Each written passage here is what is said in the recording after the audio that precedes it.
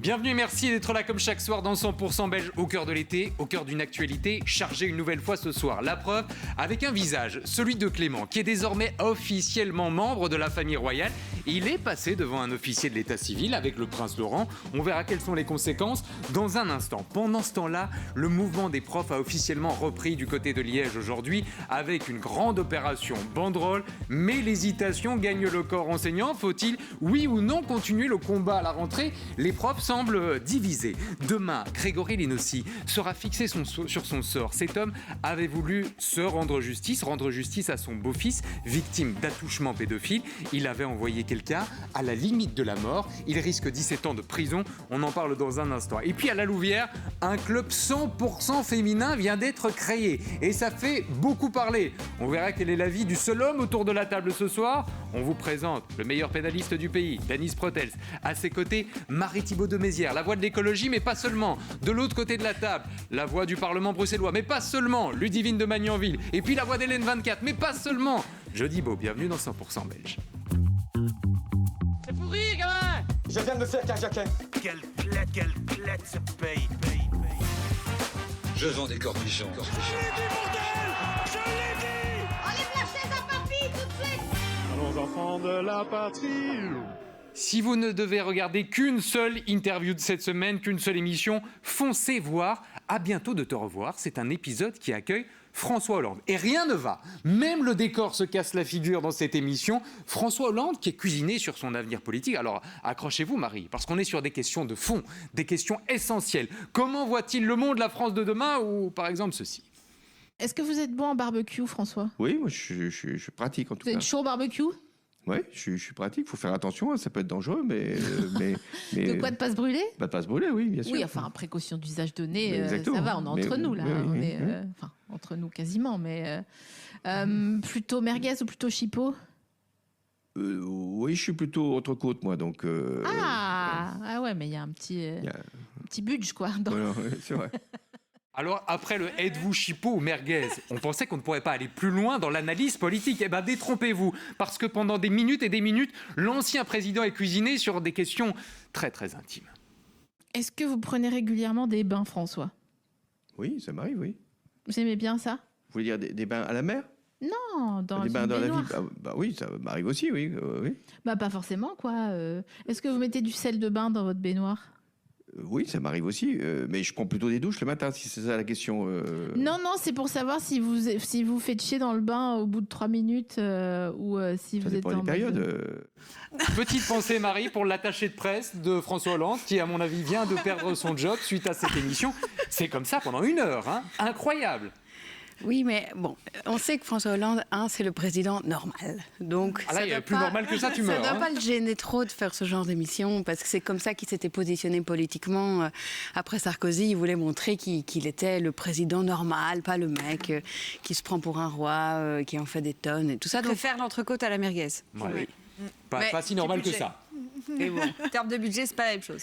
ça dépend de la fréquence. Il prend des C'est un vrai douches, socialiste. il préfère l'entrecôte, on apprend à peu près tout sur lui, qu'il n'a pas de passe Navigo, Dany, hein, puisqu'il peut encore circuler, je crois, avec un chauffeur. Ça fait partie des privilèges des anciens présidents. Et ça le désole d'ailleurs dans Ouais, l'interview. Il dit mais moi j'aimerais bien pouvoir prendre le métro, mais je peux pas Alors- parce que c'est plus rapide. dit-il. Avant de retourner chez nous et de s'intéresser à la Belgique, vous pensez que ça peut lui faire gagner des points avant l'élection présidentielle, ça ou pas? Absolument pas, c'est surréaliste, mais ça le rend parfaitement ridicule. Et je trouve qu'on n'est pas un candidat normal si on accepte de participer à ce genre d'interrogatoire qui est complètement loufoque. Alors que pour vous, il est devenu tellement normal qu'il en est anormal aujourd'hui. C'est quelque part la conclusion de Dany. Allez vous faire évidemment votre propre idée sur les réseaux sociaux et ailleurs parce qu'on ne parle que de ça. En attendant, retour chez nous où l'été est chaud.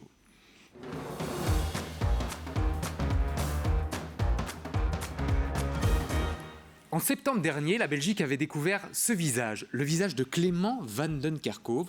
C'était donc à l'époque le fils caché du prince Laurent. On avait découvert cet enfant qui avait grandi avec une star de la chanson flamande. Évidemment, avec le temps, la ressemblance physique avec le prince Laurent était devenue de plus en plus évidente. Il s'était confié dans un long documentaire de VTM où il n'avait qu'un seul espoir, créer un lien particulier avec celui qui est donc son père. Ja, ze zegt, ja, je papa is prins. Hè. Die papa is op die manier. Als hij dan een prins is, wat ben ik dan? Dus dat wil zeggen dat mijn onkel de koning van België is. Dan op een gegeven moment kreeg hij daar een nummer in mijn handen geschoven. Dat ik denk van, dat is gewoon zijn nummer. Dat is gewoon echt zijn... Allee, versta je? Dus ik bel. En die telefoon gaat over. Echt, mijn hart zat hier. On en était plus ou moins resté là à l'époque, sauf que voilà la une du Soir Mag aujourd'hui, et elle est très importante. On apprend qu'il est désormais Clément, prince de Belgique. Pourquoi ?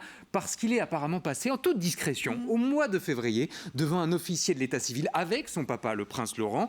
Qu'est-ce que ça change pour lui ? Ça veut dire qu'il sera invité au 21 juillet, qu'il va pouvoir aller à toutes les fiestas de la monarchie, ou c'est plus compliqué que ça ? Ce qui est fou, c'est qu'on apprend d'ailleurs que ça a duré qu'une vingtaine de minutes pour un événement aussi extraordinaire dans la vie d'un fils et d'un père finalement.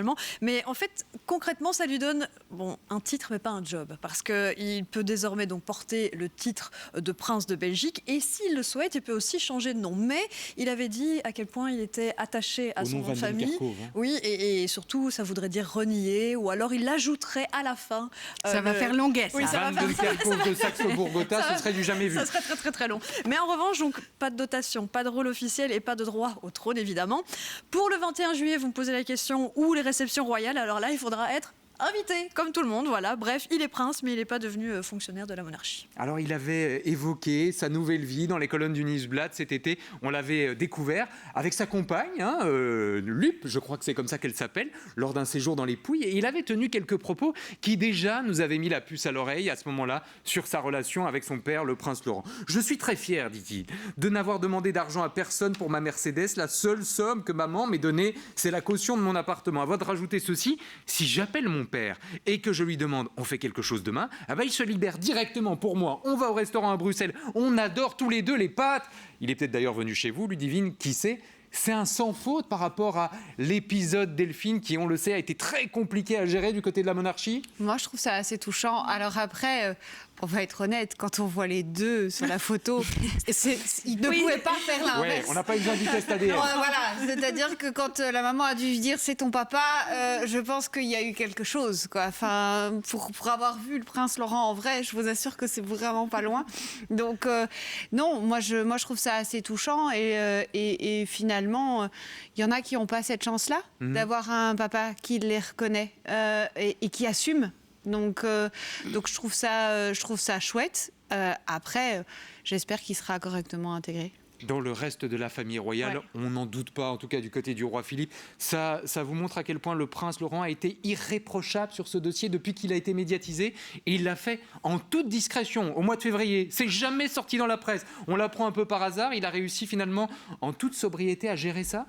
Après le président normal, on a le prince normal, visiblement. Et ça s'est fait, à mon avis, comme ça se fait dans la vie quotidienne des Belges normaux. Ludivine dit tous les enfants n'ont pas la chance d'être reconnus. Oui, mais tous les enfants n'ont pas la malchance aussi de ne pas avoir été reconnus au départ. Donc dans sa malchance, il a une chance dans la malchance. Je pense que là-dedans, Claire a dû jouer un rôle vraiment... Elle est remarquable, parce que c'est pour elle aussi que c'est difficile d'accueillir un enfant en plus dans sa famille. Donc je suis sûre qu'elle a joué un rôle extrêmement positif là-dedans, parce que c'est quelqu'un de super chaleureux, avec des valeurs familiales irréprochables. Que vous connaissez personnellement, sans indiscrétion ? Oui, que j'ai déjà rencontré plusieurs fois et qui à chaque fois m'a bluffé par son intégrité, son empathie, sa chaleur et sa ligne morale qui...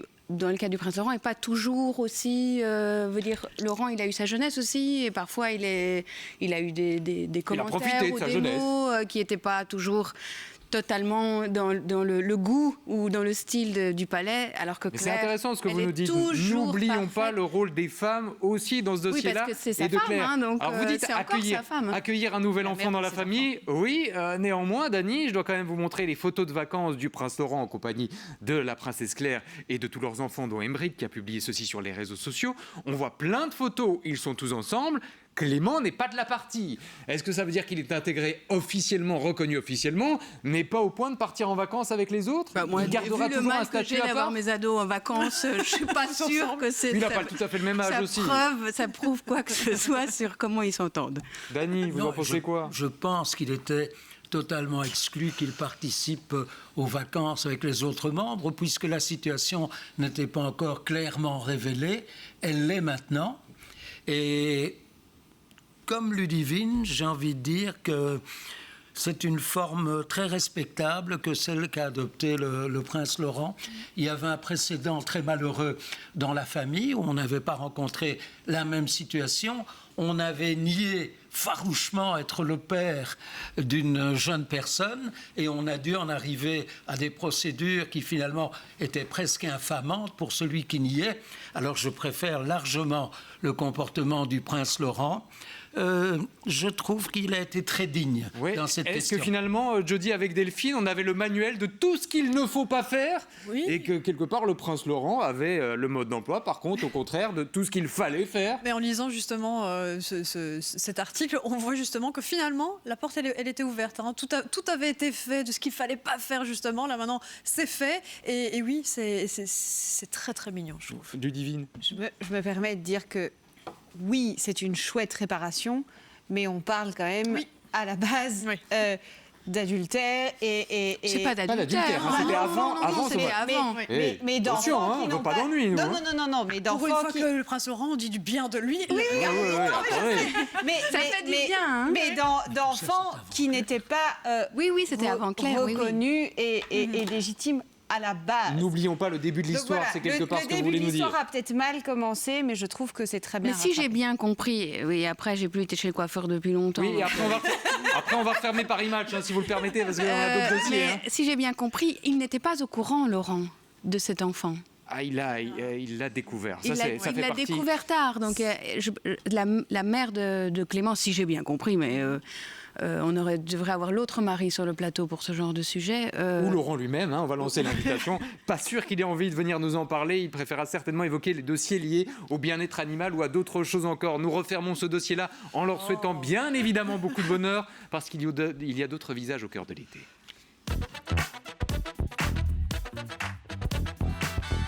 Trois visages au cœur de l'été, surtout au cœur de l'actu, qu'on voulait absolument évoquer ce soir. D'abord, le commandant Grégoire, qui, toujours du côté des fagnes, met les Belges face à leurs responsabilités. Grégory Lénossi, qui sera fixé demain sur son sort, il risque 17 ans de prison. Et puis Georges-Louis Boucher, non pas le président de parti, mais le président de club de football, qui a eu maille à partir avec certains supporters, et on précise bien certains supporters. D'abord donc, Quentin Grégoire, cet homme qui a combattu le feu, l'incendie dans les Fagnes, avec des centaines d'hommes de la protection civile, d'autres pompiers du côté des Fagnes. Quentin Grégoire, c'est lui qu'on a l'habitude de croiser régulièrement en tant que commandant, qui a quelque part été la cheville ouvrière, une des chevilles ouvrières du combat dans les Fagnes, hein, et il a quelque part coordonné certaines zones, et il lance un appel au calme dans la presse aujourd'hui. Stop aux polémiques. Son message est très clair, arrêtons de faire de la politique, en tout cas pas en ce moment.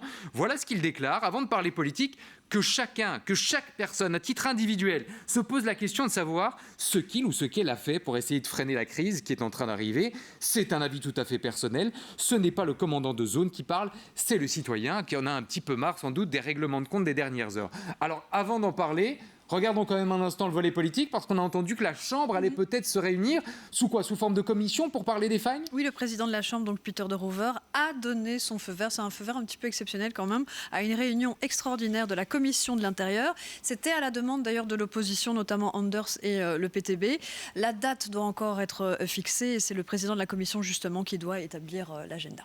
Il a raison, le commandant Ludivine sur ce coup-là, de dire, écoutez, regardons d'abord tous dans notre assiette ce qu'on aurait pu faire, ce qu'on fera demain pour éviter ce genre de catastrophe, avant de tirer sur le ministre machin, le ministre bidule, le ministre truc, machin chose. Mais il a tout à fait raison. Il y a plus ou moins 3 semaines, et je crois que Marie et Jody étaient sur le plateau, j'avais énuméré tous les partis politiques qui avaient été au climat, à l'intérieur, à l'environnement. Il n'y a pas une personne ou un parti qui n'était pas concerné à un moment donné sur les 10. Oui, mais ça, c'est plus facile. Mais sur les 10 ou 15 dernières années. Donc je trouve ça finalement assez responsable, respectueux du travail actuel sur le terrain des hommes et des femmes qui se battent pour combattre ce feu. Et je rejoins les propos dont on avait aussi parlé lundi de Bernard Quintin qui dit à un moment, on doit faire toute la lumière sur ce qui se passe et on doit prendre en cause tout ce qui arrive, déduire des conséquences, arriver à travailler et avancer sur quelque chose. Il est notamment revenu, concret. le commandant, sur le fait qu'effectivement, un groupe WhatsApp, clairement, c'était une lacune. C'est pas possible aujourd'hui, entre zones de pompiers, de se parler simplement comme ça par téléphone vite fait. Il faut une structure pour chapeauter tout ça. Il a raison de dire stop au règlement de compte politique, pas en ce moment. Marie ? Stop au règlement de compte politique, c'est trop facile. Je veux dire, on a eu un été où les conséquences du dérèglement climatique qui sont annoncées par les scientifiques depuis 30 à 40 ans, et ça y est, maintenant on a les premiers morts, on a les premières victimes, on a les premiers dégâts économique extrêmement conséquent, et maintenant on dit ah non mais on va pas faire des responsabilités politiques, c'est trop facile. Pas de responsabilité politique, il est essentiel maintenant. De toute façon tous les politiques sont en vacances à part vous Ludivine, donc voilà. On en a vu quand même beaucoup des ministres défiler du côté des fagnes. Et Vanessa Valls. Je veux dire, c'est pas maintenant qu'on va faire des réunions au Parlement parce qu'il y a vraiment personne. Mais je pense que ça n'est pas juste de relancer, de dire on va pas faire les comptes politiques. Il faut faire les comptes politiques. Il faut voir ce qui n'a pas marché, que ce soit pour le système de santé avec la canicule ou pour les incendies dans les fagnes.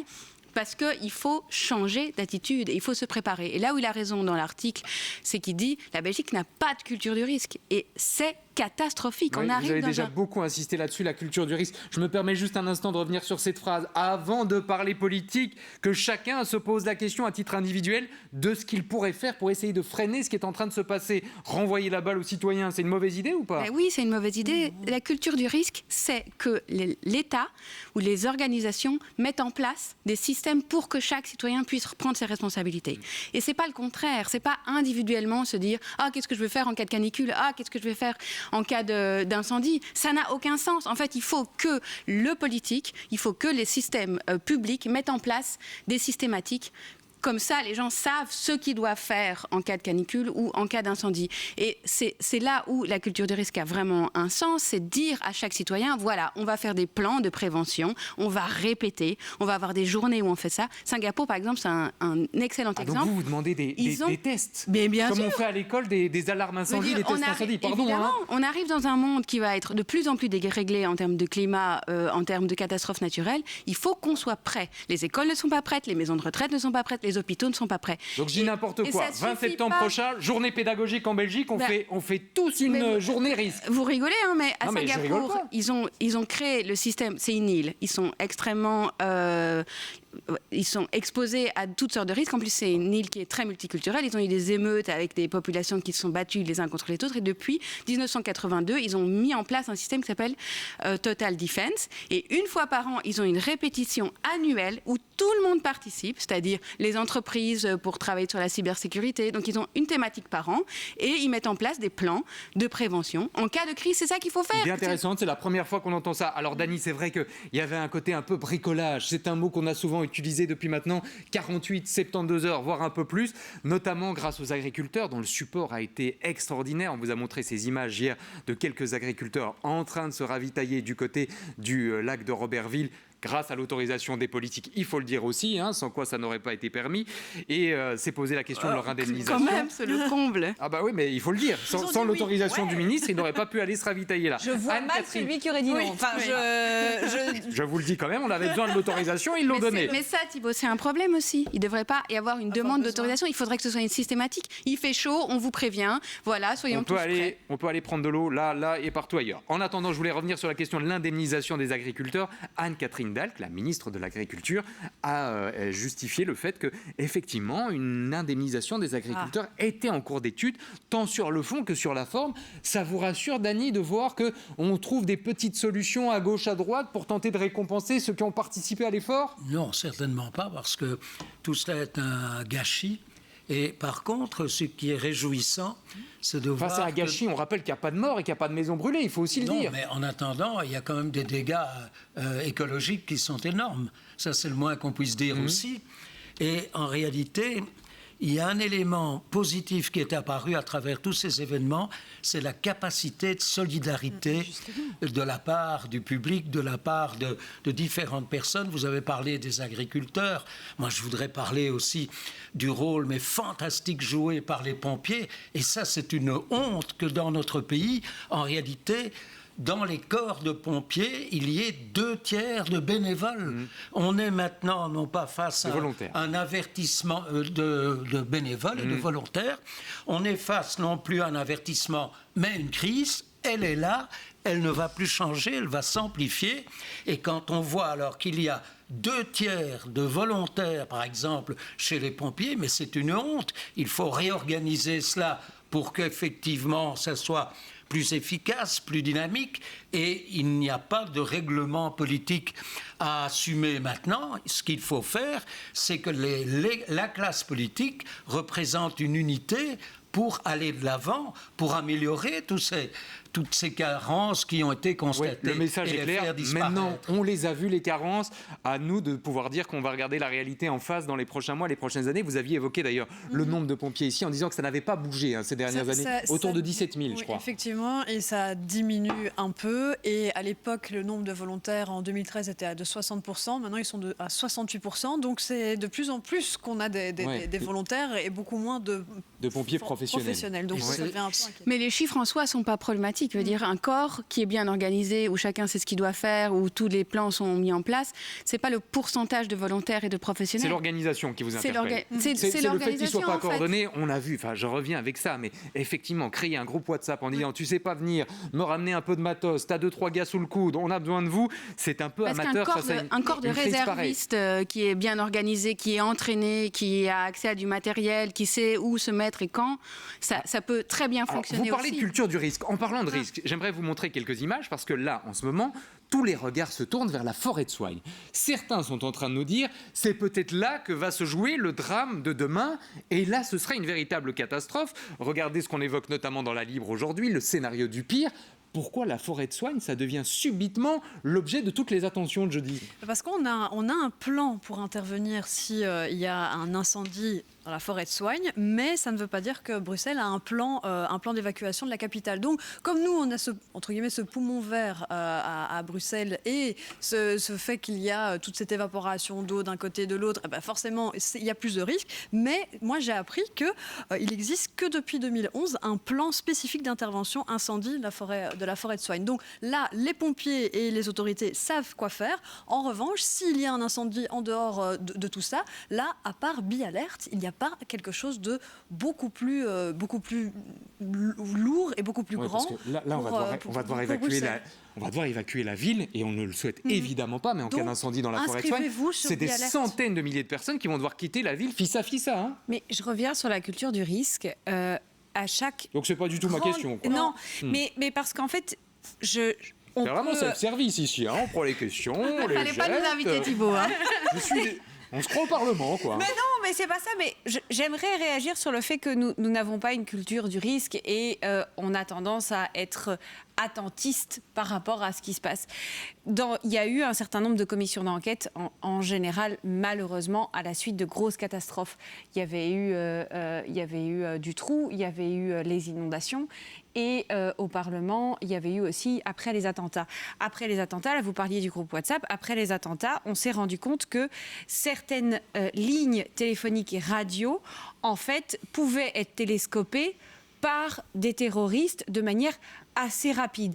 Et bien, directement, avec une commission d'enquête, on a pu évaluer ça et dire, maintenant, il faut un canal spécial. Donc, on apprend... Qui n'est visiblement pas utilisé pour les incendies. Qui n'est pas utilisé pour les pompiers et pour les incendies. On doit apprendre, n'hésitons pas à tirer les leçons, mais ne tirons pas sur l'ambulance maintenant. C'est un peu ça le message. Surtout pas. Et donc, par rapport justement à cette cuite de l'évacuation d'une région s'il y a un incendie, je suis persuadée, et franchement, j'ai toute confiance au pouvoir public et aux administrations pour ce genre de choses, de dire... Vraiment ? Mais oui, mais à un moment, faut avoir confiance aussi... Mais il n'y a pas de préparation, il n'y a pas de plan. Si, il y a un plan au niveau de la forêt de Soignes.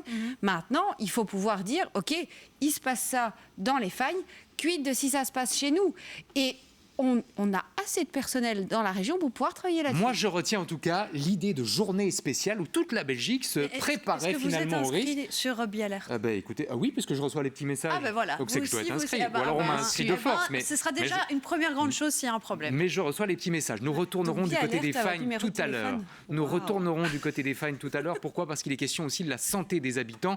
Mais ça, c'est d'un autre dossier. En attendant, il y a un autre visage qui fera l'actualité demain. C'est celui de Grégory Lénossi. Grégory Lénossi, vous vous souviendrez de cet homme qui avait voulu se rendre justice lui-même en s'en prenant à Marc P. Accusé d'actes à caractère pédophile sur son beau-fils, il avait purement et simplement tabassé avant de disparaître et puis de se rendre aux autorités. Je suis prêt à assumer les conséquences de mes actes, tout en demandant au tribunal de prendre en compte le contexte émotionnel et humain dans lequel ils se sont produits. Alors, le tribunal prendra-t-il en compte ce message ? C'est une vraie question, puisque demain, Grégory Lénossi sera fixé sur son sort. Le parquet a pour l'instant requis 17 ans de prison. Sur quoi il se base pour une peine aussi sévère ? Je parle sous votre... En fait, Dany qui a relevé le menton, là. Il est là. En fait, il considère que les faits comme une tentative d'assassinat, parce que, et non une simple agression qui aurait dégénéré. Il y a plusieurs faits principaux pour ça. Il y a la préparation. Il en avait parlé, il avait invité son voisin chez lui pour le confronter. Il y a ses propos aussi avant les faits. Il en avait parlé à sa psychologue en disant qu'il allait régler ça en homme et qu'il risquait entre 20 et 25 ans de prison. Et la violence aussi. La victime, on le sait, est toujours dans un état semi-végétatif. Le risque de récidive et sa personnalité aussi ont été perçus aussi par le parquet comme préoccupants. Et donc, voilà, le parquet défend un principe, même lorsqu'on pense protéger un enfant et qu'on est animé par une colère légitime, on ne peut pas faire justice soi-même. Peut-être un cas pour l'exemple aussi, ne pas se rendre justice. Alors on sait que demain, il va y avoir peut-être un peu de grabuge, pas loin du tribunal correctionnel de Namur. Pourquoi ? Parce que la famille, les proches de Grégory Lénossi ont décidé de se mobiliser. Voilà ce qu'on apprend dans les colonnes de Sud Info.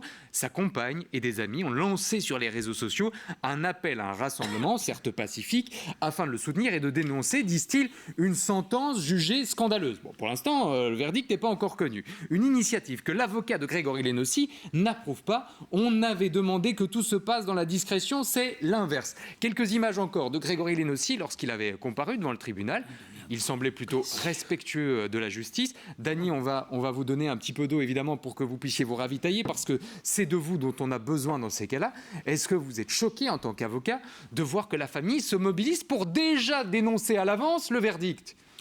Dès l'instant où la justice, on veut l'imposer dans la rue, c'est une très mauvaise chose. On ne connaît pas encore le résultat, bien sûr, mais dire c'est un scandale s'il est condamné, parce que c'est cela, c'est pas uniquement les 17 ans que l'on évoque, puisqu'on voudrait absolument qu'il soit acquitté, ça on ne peut pas l'admettre. Et je sais que le public ne comprend pas toujours ça, et le public va être majoritairement en faveur de cet homme qui a frappé, et quand on dit frappé, le mot est faible, puisque d'après les informations que nous avons, il est dans un état absolument lamentable à l'heure actuelle. Il est maintenu en vie artificiellement. Il est maintenu en vie artificiellement. Alors, on ne peut pas admettre que l'on se fasse justice soi-même. Ça, c'est un principe. Je sais que certains ne veulent pas l'admettre, mais c'est une réalité. Si on en arrive à cela, c'est l'anarchie la plus totale. Et en plus de cela, on se fait justice quand on n'est même pas sûr de la culpabilité de quelqu'un.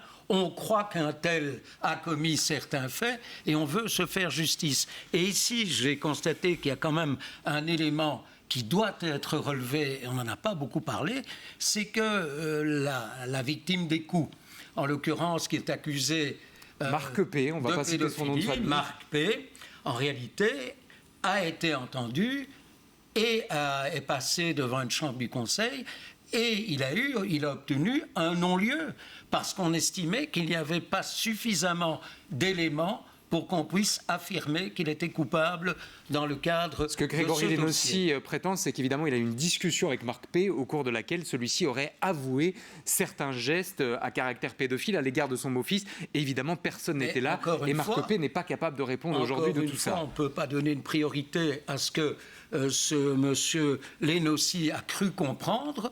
par rapport à la décision de la justice, qui, elle, s'est basée sur un dossier, qui s'est basée sur des témoignages, et ça, on ne peut pas l'admettre. Mais ce que j'entends chez vous, Dany, c'est que demain, certains Belges, même s'il n'est condamné qu'à 1 an ou 2 ans de prison, vont trouver que c'est trop et que c'est injuste. Donc on est quelque part perdu. Il y a toujours une Belgique qui sera révoltée demain. La justice a pour objectif de dire ce qui est légal, pas ce qui est moral. Et donc, on n'est pas en train de juger la moralité de l'acte de M. Lenossi. On est en train de juger de sa légalité. Et Dany a parfaitement raison. Le principe même de l'état de droit et de la démocratie, c'est de dire la violence, la contrainte, la justice, c'est le monopole de l'État. Nous, on ne peut pas le faire entre nous parce que sinon, tous les hommes sont des loups pour l'homme et on est retour dans un système d'anarchie. Et ça ne va pas. Mais cela dit, est-ce que si vous me posez la question, est-ce que je trouve ça moral, ce qu'a fait M. Lenossi, est-ce que j'aurais honte de lui si c'était mon fils? Non. C'est délicat. Moi, je suis aussi une mère de famille.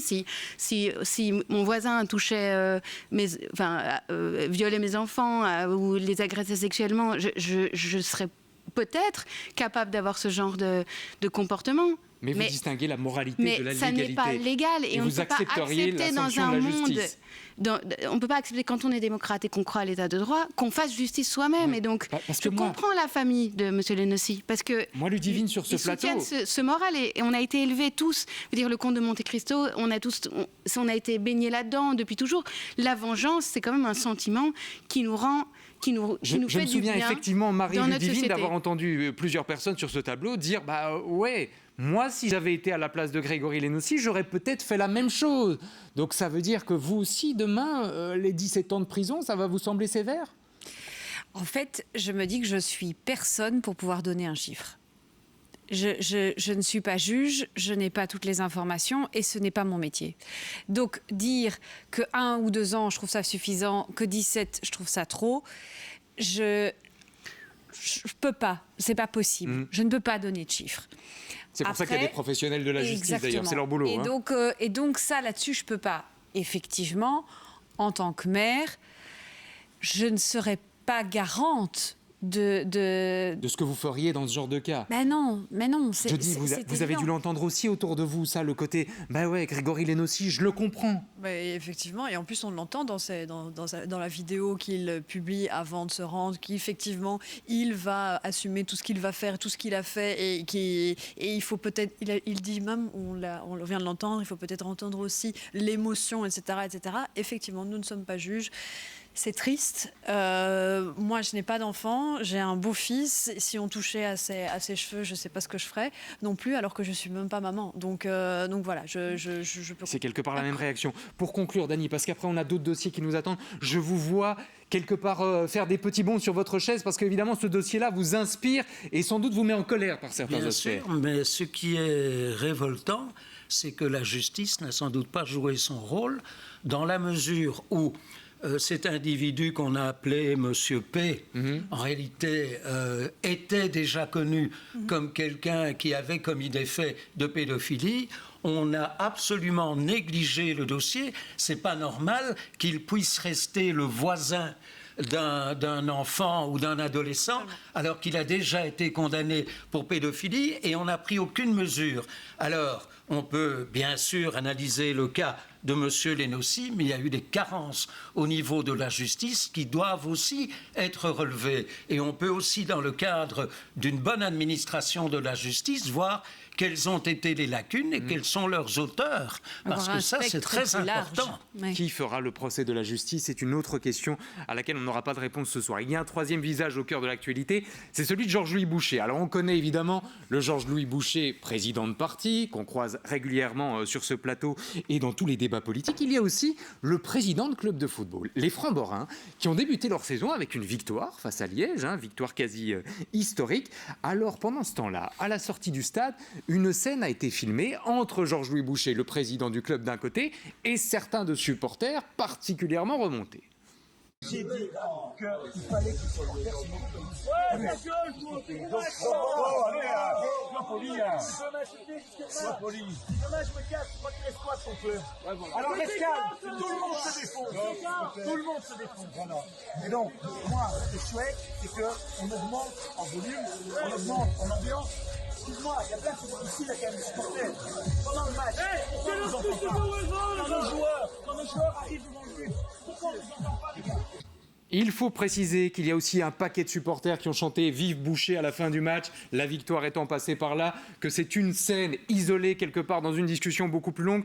Mais ça veut dire quoi concrètement aujourd'hui? Qu'on peut traiter de connard un président de club, de parti, et que finalement on doit s'habituer à ça? Moi, j'avoue, j'en ai un peu marre. Alors, effectivement, on peut penser ce qu'on veut de Georges-Louis Boucher. Certains diront que oui, de temps en temps, il attise un peu ce genre de choses. Mais moi, je ne vois pas l'intérêt de traiter quelqu'un comme ça, en fait. Je comprends. Et d'ailleurs, on le voit dans l'extrait. Il y a un autre qui lui dit arrête, ne parle pas comme ça aussi. Donc, il y a eu... C'est un non-événement, je trouve, parce que oui, c'est passé sur les réseaux sociaux, certes, mais tout de suite, ça a été réglé. Et en plus, il a réussi avec son côté je discute avec les gens, etc. Et j'essaie d'être diplomate. Il a essayé d'être diplomate. Et au final, on a vu qu'à la fin de l'intervention, tout était plus. Mais il y a deux façons de percevoir votre non-événement, Dany. C'est de dire, ça a été vite réglé. Non-événement, peut-être aussi parce qu'on s'habitue à ce genre de scène auquel on ne devrait précisément pas s'habituer.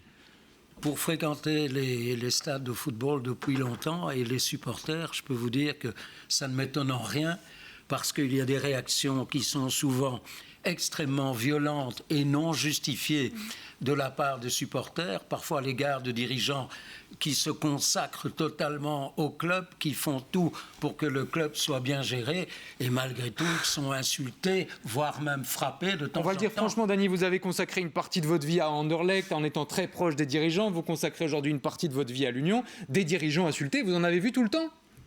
À l'Union, je n'ai pas encore connu ce phénomène. Mais ça, c'est parce que c'est les amis de Marie qui sont supporters là-bas. C'est ça, les gens de gauche se tiennent bien. En réalité, j'ai vu effectivement des dirigeants d'Anderlecht qui étaient insultés, qui étaient menacés, qu'on devait parfois faire quitter un stade en déplacement par un chemin plus rassuré. Et quand on arrivait, par exemple, à Bruges, on n'entrait pas par la grande porte du stade, on entrait comme dirigeant dans un chemin où on était protégé par des policiers. Par une porte dérobée. N'empêche que ça nous dit peut-être quelque chose aussi de la violence en politique en ce moment. Pourquoi je vous parle de ça? Parce qu'un député bruxellois, Jamal Ikazban, est tout simplement menacé de mort. Alors on est tout à fait d'accord, on est dans un registre très différent, mais regardez le profil de l'homme qui le menace. Il est clairement armé, voilà comment il se montre sur ses réseaux sociaux. Ça veut dire aujourd'hui, Ludivine, que quand on a ce type de fonction, il faut apprendre à vivre avec ça, même si c'est invivable? Non, on ne peut pas apprendre à vivre avec ça. Et à ce moment-là, il y a des lois. Là, dans le cas de mon collègue Jamal Ikazban, c'est non seulement du racisme pur, de l'appel à la haine. C'est un vrai... Au-delà de l'aspect politique où on ne peut ne pas avoir les mêmes opinions, je peux parler de collègues comme Elke van den Brand. Quand on lit des posts, il y a des gens qui disent simplement qu'on peut lui rouler dessus et qu'il faut qu'on fasse une bonne marche arrière et que si ça ne marche pas, on refait une marche avant. C'est Valérie Glatini où on appelle au viol.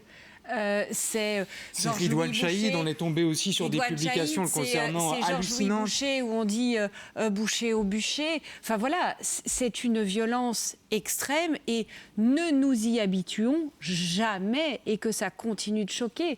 Moi, j'en avais parlé aussi avec mon collègue de plateau, Hamza Bellagbir. Il avait reçu tout ça parce qu'il disait que pour lui, les piscines devaient être partagées et pas individuelles. Il avait reçu une haine de commentaires racistes. Ne nous habituons jamais à ces mots-là. Je vois le temps filer, Marie, donc je vous laisse conclure en un mot. On a évoqué Elke van den Brand, que vous avez bien connu dans votre parcours professionnel. On ne peut pas accepter et surtout pas laisser passer ce genre de message? Non, certainement. Ni racisme, ni sexisme, ni violence, que ce soit dans la vraie vie ou sur les réseaux sociaux où c'est la vraie vie. Mais j'aimerais quand même dire que c'est des choses différentes. On a ici Georges-Louis Boucher qui fait le choix, d'en plus d'être député fédéral et président de parti, d'être par ailleurs président d'un club de foot. Et dans le cadre de son travail de président de club de foot, il se fait insulter.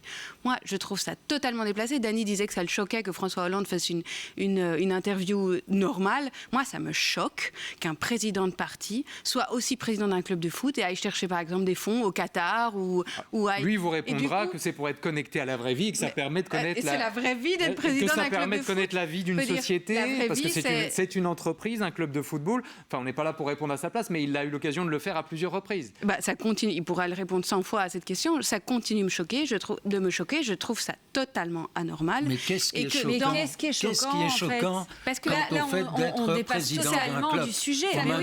Parce qu'il cherche des financements pour son club. Dans ce cadre-là, il est rendez-vous avec une entreprise qui peut avoir besoin de financement. Oui, mais quand on fait de la politique à plein temps, qu'on est payé à plein temps par le contribuable, eh bien, on n'est pas censé lever des fonds, se demander des faveurs aux uns et aux autres pour avoir des financements. Alors, c'était pas le débat. C'était pas le débat du jour. Je me permets de le préciser, mais peut-être pour vous mettre d'accord, je vous renvoie vers un excellent. Faudrait des timesheets en fait, Marie. Je vous renvoie vers un excellent article. Je vous renvoie d'intérêt et de vendre l'État pour avoir. Je vais vous renvoyer vers un excellent article du Soir aujourd'hui qui évoque toutes les personnalités politiques qui ont un métier sur le côté. Évidemment. Et il n'y a pas que Georges-Louis Boucher, tous les partis sont concernés. C'est en page 2 ou en page 3. Marie, n'hésitez pas à aller consulter ça. Dans un instant, nous reviendrons sur la colère des profs qui continue déjà tout petit doucement à grimper avant la rentrée scolaire. Premières actions du côté de Liège aujourd'hui, oui, mais des écoles divisées. On y va ou on n'y va pas? On en parle dans un instant, c'est dans 100% Belge.